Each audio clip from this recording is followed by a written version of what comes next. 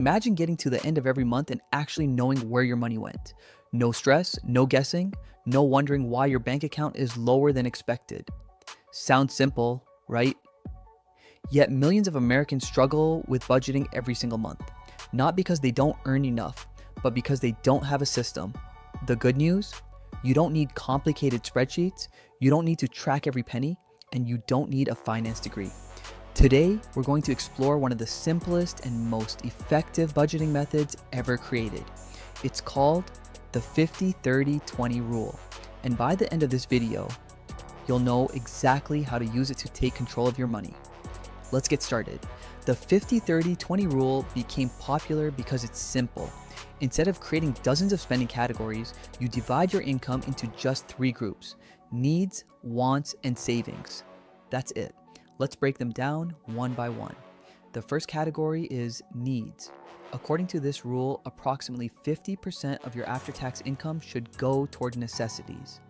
These are expenses you genuinely need to survive and function. Things like housing, utilities, groceries, transportation, insurance, minimum debt payments. If you lost access to these things, your daily life would be significantly affected. These are your needs. For example, if your monthly take-home income is $4,000, about $2,000 would go toward necessities. Now, let's move to the second category, wants. This is where many people get confused. Wants are things that improve your lifestyle but aren't absolutely necessary. Dining out, streaming subscriptions, vacations, entertainment, new gadgets, gym memberships, premium services, coffee shop visits. These expenses make life enjoyable, and that's perfectly okay. The 50-30-20 rule doesn't believe in eliminating fun. Instead, it encourages balance. Using our example of a $4,000 monthly income, around $1,200 would be available for wants. This allows you to enjoy your money without feeling guilty. And now, we come to the most important category, savings and investments, 20% of your income. This is the money that builds your future.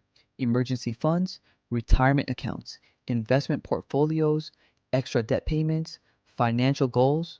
Using our example, that means $800 every month goes toward wealth building. And here's the powerful part.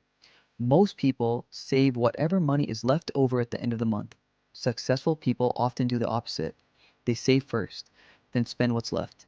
This single mindset shift can dramatically change your financial future. Now, you might be thinking, what if my numbers don't fit perfectly into the 50-30-20 rule? That's completely normal. The rule is a guideline, not a law. In some cities, housing costs are extremely high. Your needs may be closer to 60%. Others may have lower expenses and save much more than 20%. The goal isn't perfection. The goal is awareness, because you can't improve what you don't measure.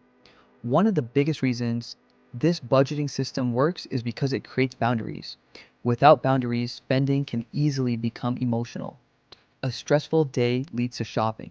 A promotion leads to lifestyle inflation. A little convenient spending turns into hundreds of dollars every month. But when you have a simple framework, every dollar has a purpose, and purpose creates control. Let's talk about a common budgeting mistake. Many people create budgets that are too restrictive. They cut out everything they enjoy. No restaurants, no entertainment, no hobbies. For a few weeks, they feel motivated, then reality kicks in. They get frustrated, and they abandon the budget completely. The 50-30-20 rule avoids this problem. It recognizes that enjoying life is important. The goal isn't to become miserable. The goal is to become intentional. Another advantage of this budgeting method is flexibility. As your income grows, your savings can grow too. Imagine receiving a raise. Instead of spending every extra dollar, you can direct a portion toward investments. This helps prevent lifestyle inflation, one of the biggest obstacles to building wealth. Over time, those additional investments can create remarkable results. And remember, budgeting isn't about restriction, it's about freedom. When you know exactly where your money is going, you reduce stress. You make better decisions, you feel more confident, and most importantly, you create a path toward financial independence.